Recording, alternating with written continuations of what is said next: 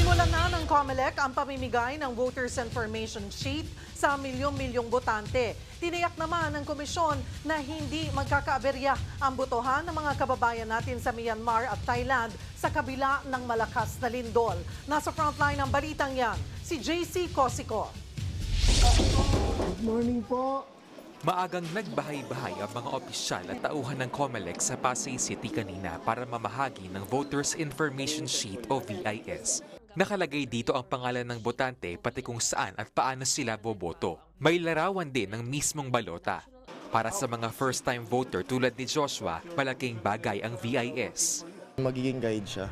Kasi yung iba, boboto na lang basta. Hindi na pinag-iisipan yung binoboto nila. Mas maganda na familiar din tayo before tayo bumoto. Kasi matagal ulit bago tayo bumoto. May pinapipirmahan sa botante ang mga tauhan ng COMELEC na namamahagi ng VIS. Pero wala raw dapat ipag-alala dahil hindi ito gagamitin sa ibang bagay.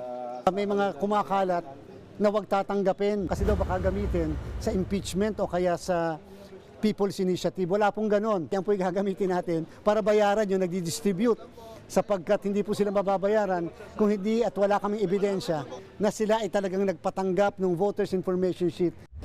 Hindi rin daw basta-basta magagaya ang VIS.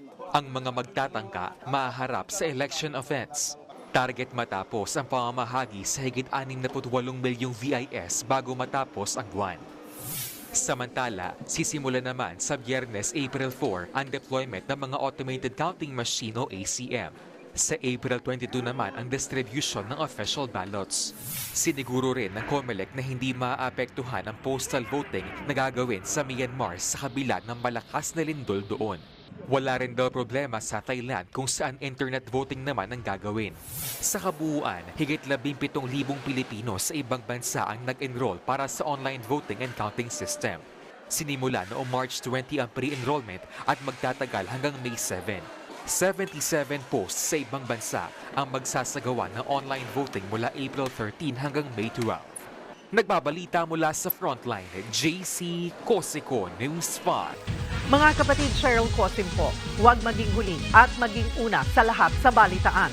Para sa tuloy-tuloy na talakayan sa Frontline, mag-follow at mag-subscribe sa social media pages ng News 5.